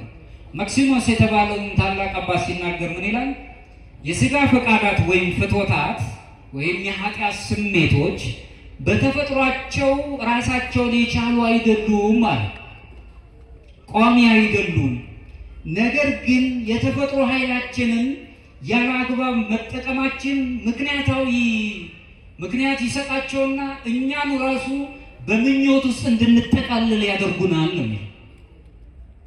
የምናያቸው ከዚህ ውስጥ አንወጣም። ምን እያሉ ነው አባ ልትሉ ትችላላችሁ። አዎ ብዙ ተግዳሮት አለብን። የሥጋ ምኞቶቻችን ብዙ ነገሮች ያስከፍለውናል። ሁሉንም ነገር መያዝ እንጨብጣል። የያዝናቸው ነገሮች አንዳንድ ጊዜ ከምንፈልጋቸው ነገሮች ጋር ስለማይጣጣሙ የያዝነው ነገር ራሱ ከእጃችን ያመልጣል። ብዙ ጊዜ ሥጋ ውስጥ እንዳለን አንደኛው የሥጋ ምኞታችን ፈተናችን ነው። ሁለተኛው የዓይን አምሮት፣ በዓይን ውስጥ ስግብግብ የሆነ ነገር ውስጥ እንገባለን። በዚህ ውስጥ ትመለከቱ እንደሆነ ሔዋን ራሱ የተፈተነችው በማየት ነው። ጸበለሱን ከመብላቷ በፊት አየች። ፈታኙም ቀረበና እንደሱ አምላክ እንዳትሆኑ ነው አላቸው። መጀመሪያ ግን ማየቷ ነው ፈተና ያገኘ። መብላት የሚችሉትን ሁሉንም ተመገቡ ያላቸውን ትእዛዝ ጣሰች። ሔዋን መጀመሪያ የተከለከለውን ፍሬ የተመለከተችው ከመብላቷ በፊት ነው። ዘፍጥረት 3 ላይ የሚነግረን ይህንን ነው። ዓይኖች ብዙውን ጊዜ ለፈተና መግቢያ በር ሆኖ እናያቸዋለን። በዓይን ይፈተናል ሰው። አይኖቻችን መልካም ነገርን ማየት አለባቸው። ለዚህም ነው ቅዱስ ኤፍሬም ሶርያዊ ሲናገር አይኖቻችሁን ጠብቁ፣ ምክንያቱም ብዙውን ጊዜ አይኖቻችን ኃጢአት የሚገባበት መግቢያ በር ሆነው ይታያሉና ብሎ ነው የሚለው። በማየት መፈተን በጣም በሚደንቅ ሁኔታ የፈተና ይዘቶች እንኳን በሕሳቤ የሚመጣ በማየትና በገቢር የሚመጣ ነገሮች ነው የምናየው። ያየ የተመኘ አይቶ የተመኘ ኃጢአት ሰራ ነው የሚለው። ያስከሳቢ አልፎ ሌላው ይቅርና ግን ምንድን ነው የሚለው ማየትና መመኘት ብቻ አይደለም። ወንድሙን ድዳ ደቆሮ ብሎ የሰደበ ይላል። በንግግር ደግሞ የሚመጣው ነው የገሃነም ሰዓት ፍርድ ይገባዋል ይላል።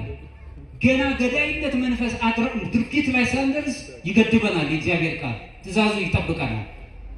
በሰዎች ላይ ክፋትን እንናገር ዘንድ ራሱ ገዳይነት መንፈስ ነው የሚያወራው። ከዚህ እንድንወጣ ይነግረናል። ሶስተኛው በኑራችን ውስጥ አዳዲስ የሆነ ትንበያን እንጀምራለን። እንዲህ ምናባዊ የሆኑ ነገሮች፣ እነዚህ ፈተናዎች ናቸው ለክርስቲያኖች የማይጨበጡ። አንዳንድ ጊዜ በጣም ሲጨንቀን ክንፍ አውጥተን መብረር እንፈልጋለን፣ አይሆንም። ግን ነገሮች ሁሉ ሲበተኑብን ምን ላደርግ ብለን እናስባለን፣ የማይሆኑ ናቸው። ዓለም ብዙ ጊዜ ሕሳቤያችንን ይበርዘዋል፣ ስቃይ ውስጥ እንሆናል፣ ትንበያችን የተሳሳተ ይሆናል።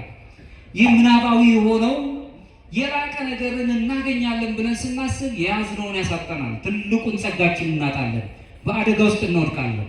የሰው ልጅ ከእግዚአብሔር ተለይቶ በራሱ ክብር ውስጥ ሲኖር የያዘውን ታላቁን ክብር ይተዋል፣ በሱታፌ አምላክ አይገለጥም።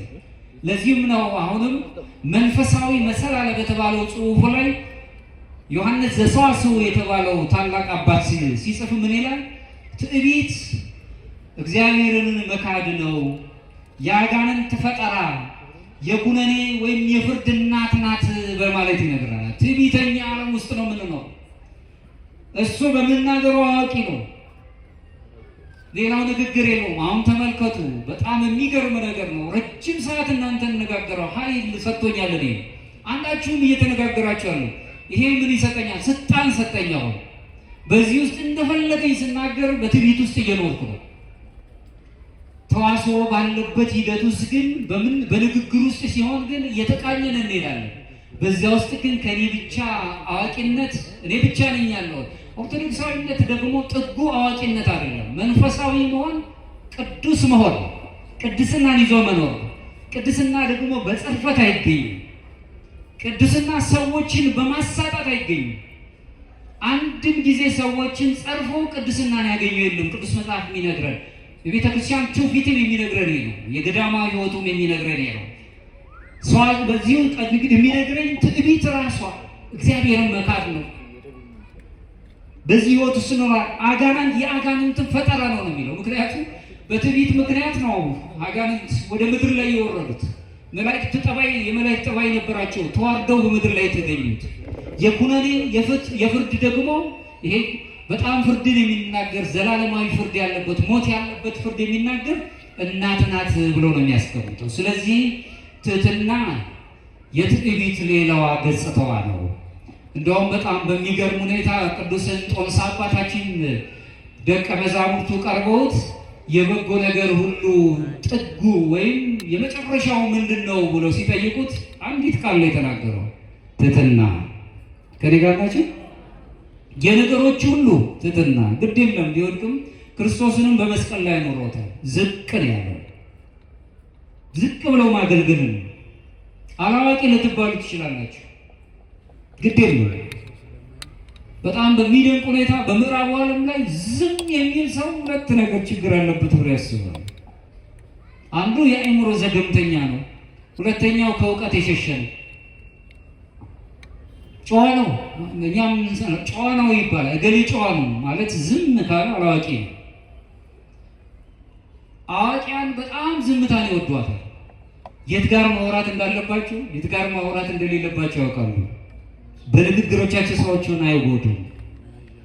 የእግዚአብሔር ፈቃድ የወንጌልን ማዕዘንን ይይዛሉ። ወንጌል በአራቱ ማዕዘናት ውስጥ ያለው ወንጌልን ይይዛሉ።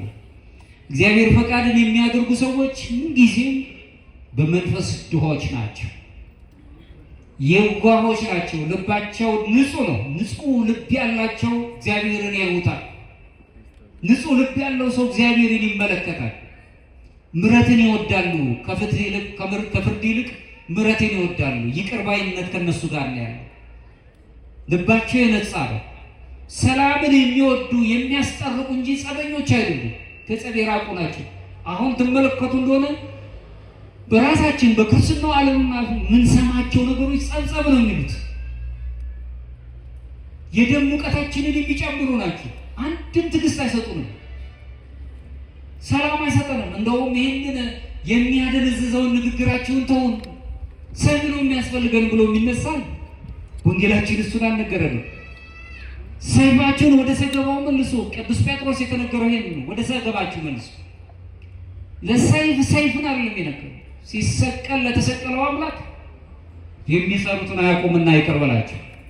በመንግስት በመጣ ጊዜ አስበኝ፣ ዛሬውኑ በመንግስተ ሰማያት ትኖራለህ። በቀኝ የተሰቀለው ወንበዴ በዚያ ህይወት ውስጥ እንድንኖር እግዚአብሔር ይፈቅድልናል።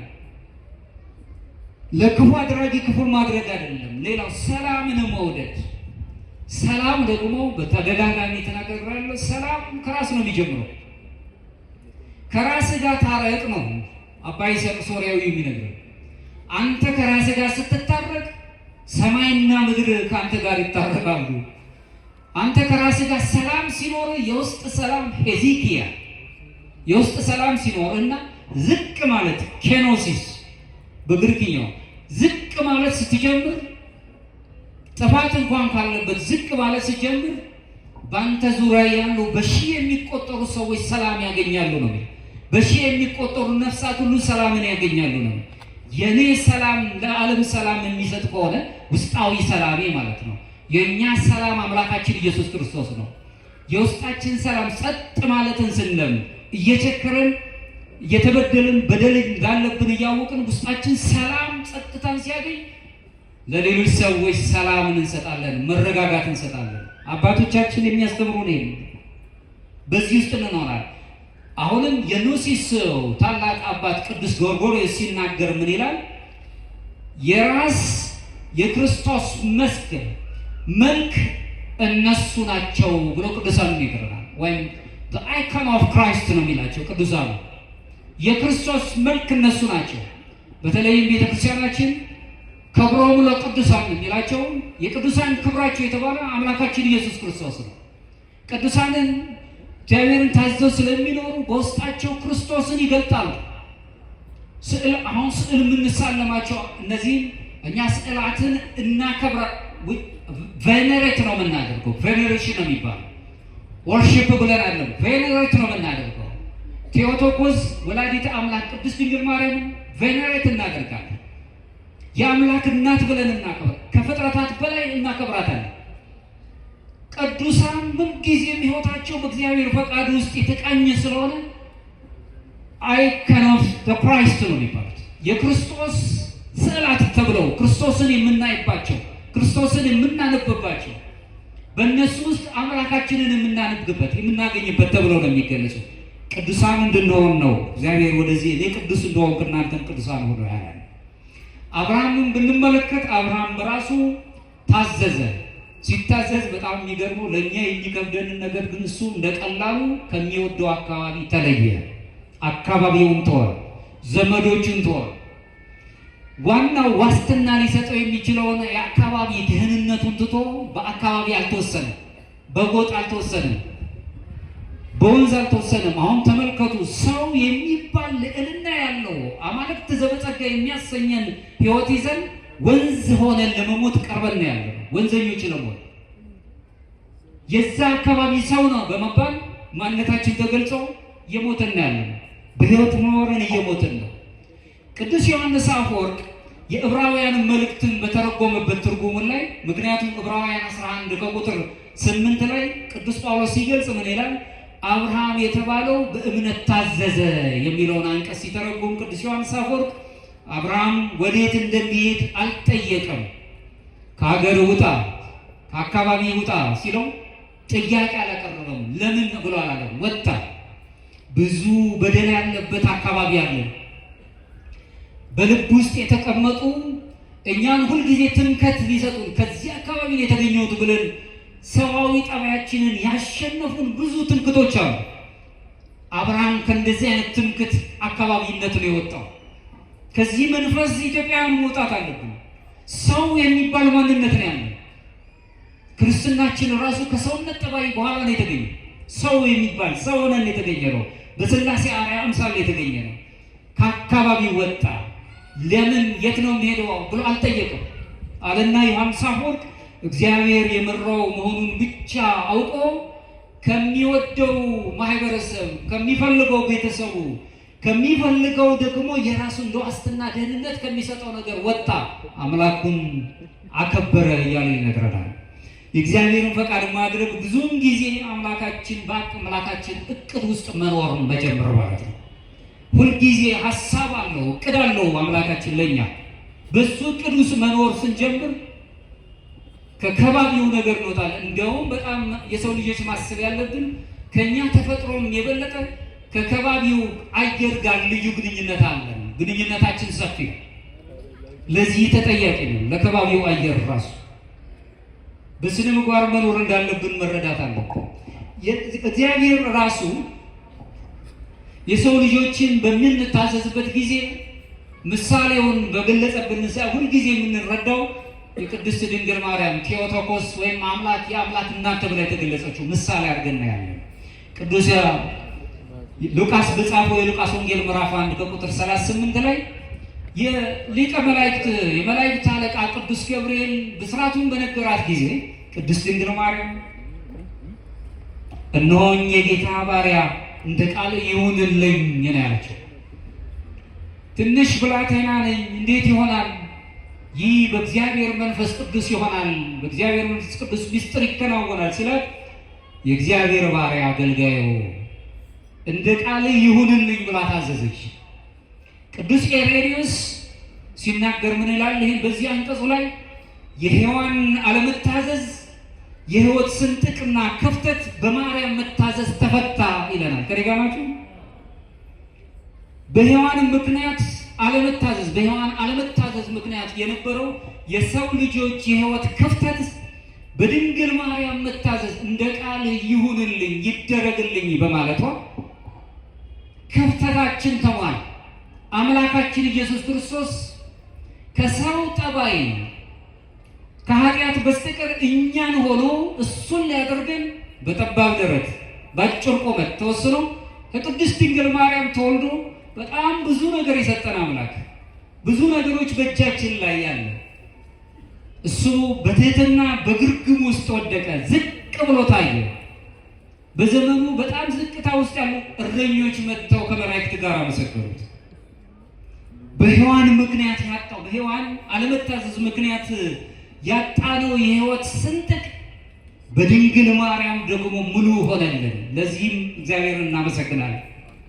ሔዋን አልታዘዘችም፣ አልታዘዝም ባለችው ስፍራ ማርያም ግን ይሁን አለች። ቅድስት ድንግል ማርያም የእሷ መታዘዝ አምላክን የምትወልድ ወላዲተ አምላክ በግሪክኛው ቴዎቶኮስ ተብላ ተጠራች። ለዚህ ነው ኦርቶዶክሳውያን ለቅድስት ድንግል ማርያም ልዩ ክብር ያለው። የአምላክ እናት ብቸኛ ድንግል ማርያም ብቻ ነው በድንግልና የወለደች። ለዓለሙ ጠባይ በጣም በሚደንቅ ሁኔታ የተፈጥሮ ጠባይ በማይስማማ አይነት መልኩ ቃልን ነው ከመልአኩ ድምፅ በሰማች ቃል በእሷ ላይ ጸጋንና ምሕረቱን ተሞልቶ እኛ ጋር ሰው ሆነልን። በዚህ ሕይወት ውስጥ አገኘ። ይህንን የምናይበት ነው። በበረሃ አባቶች ውስጥ ስለመታዘዝን የምናየው ዮሐንስ አጭር የሚባል ታላቅ አባት ነበር። የመንፈስ ቅዱስ አባቱ ወይም አበምኔቱ በበረሃ ውስጥ የደረቀች አንድ ተክል ነበረች። እንጨቷ ምንም የወደቀች ነገር ምንም መሬት ላይ የተተከለችም አልነበረችም። መታዘዙንና አለመታዘዙን ለማወቅ ውሃ ፈሰባት አሉት። ዘወትር ጠዋት ማታ ማታ እየተነሳ የደረቀችው ነው እንጨት ውሃ ያፈስባታል። በሰውኛ ጠባይ የደረቀ እንጨት በተአምር ተቆርጦ የወደቀ እንጨት አይለማም፣ ቅጠል ያወጣል። ከኔ ጋር ናቸው። 3 ዓመት ፈጀበት። ከ3 ዓመት በኋላ ግን የወደቀችው እንጨት ለመለመች፣ አፈራችው። ይህንን ያዩ ገዳማውያን ምን አሉ? የመታዘዝ ፍሬ ምን ያህል ያስደንቃል። ገዳማዊ። እዚህ ላይ የሚያስደንቀው ዛፉ መለምለሙ አይደለም። እውነተኛ ተአምር ተብሎ የሚታወቀው የአባ ዮሐንስ ሐፂር የልብ መታዘዝ ውስጥ የተፈጸመው ቅንነት፣ ፍጹም የሆነው መታዘዝ ቅንነቱ ነው። በቅንነቱ ተመልከቱ፣ የደረቀውን ዓለም ማለምለም እንችላለን። ያም በመታዘዝ እግዚአብሔርን በመምሰል ስንሄድ አሁንም እግዚአብሔር ከኛ ጋር ይሆናል። እሱ ታላቅ ነገርን ይሰጠናል። በዚሁ ቶሎ ሰዓት ሊጨርስና ሰማዕታትን ብንመለከት ከሕይወታቸው ይልቅ የእግዚአብሔር ፈቃድ በጣም ስለሚመርጥባቸው ሁልጊዜ በቅድስና ይገለጻሉ። ቅዱስ ዮሐንስ ትምህርት ውስጥ የምናየው ይህንን ነው። አሁን ቅድም ያስቀመጥኩት ቅዱስ ፖሊካርፕ የተባለው የቅዱስ ዮሐንስ ወንጌላዊው ተማሪ ክርስቶስን እንዲክድ በሮማ አደባባይ ላይ ቆመ ሳለ ዘመኑ በጣም አረጋዊ ነበር። ቅዱስ ፖሊካርፕ በዚህ በሐዋርያት አበው ትምህርት ውስጥ የሚነሳ ታላቅ አባት ነው። ዘመኑ በጣም 86 ዓመት በነበረው ጊዜ አረጋዊ ነህ፣ ራስህንም አድን፣ ክርስቶስንም ካድ አሉት ሮማውያን። ያን ጊዜ ምን አለ? 86 ዓመት ሙሉ አምላኬን አገለገልኩት፣ እርሱም ምንም አልበደለኝም። እንዴት ዛሬ አምላኬን እሰድበዋለሁ ብሎ ተናገረ። መካት ስድብ ነው። ከነገር ነች። እንዴት አምላኬን እሰድበዋለሁ? ለእግዚአብሔር ፈቃድ ስንታዘዝ ሞት በራሱ ታሪክ ነው የሚሆነው። ሞት ፍጻሜ አይሆንም። የአንድ ነገር ማለቂያና የሌላ ነገር መጀመሪያ ነው የሚሆነው። የዘላለማዊ ሕይወት ጅማሬ ይሆንና በምድር ላይ የምንኖረው ዓለማችን ላይ ደግሞ ፍጻሜ ይሆንልናል። እሱን ነው የምናስበው።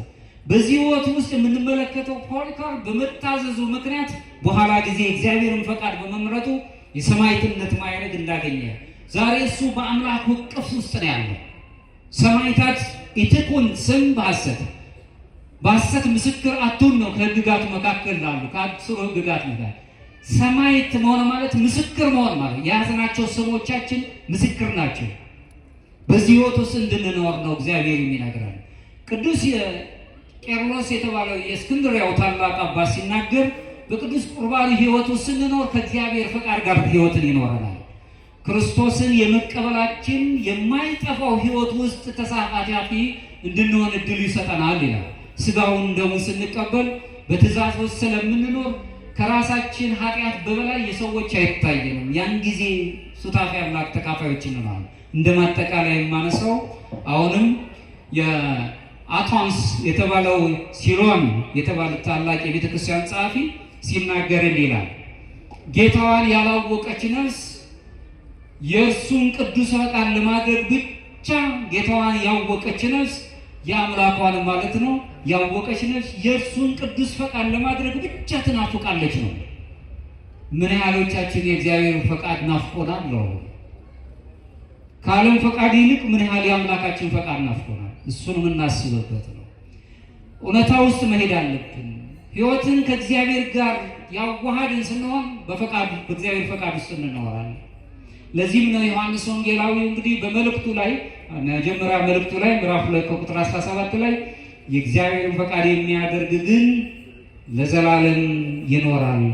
ለዘላለም ለመኖር በፍቅር መገለጽ አለብን ማለት ነው።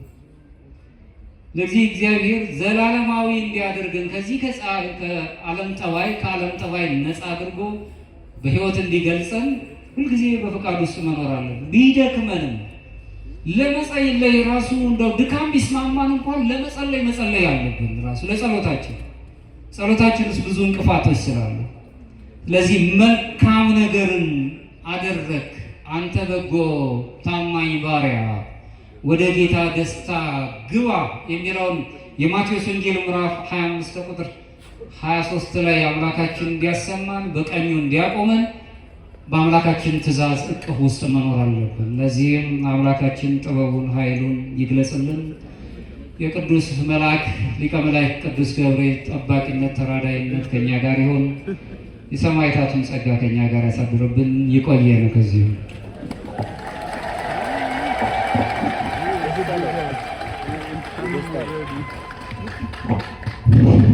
ደግማችሁ እግዚአብሔርን አመስግኑት።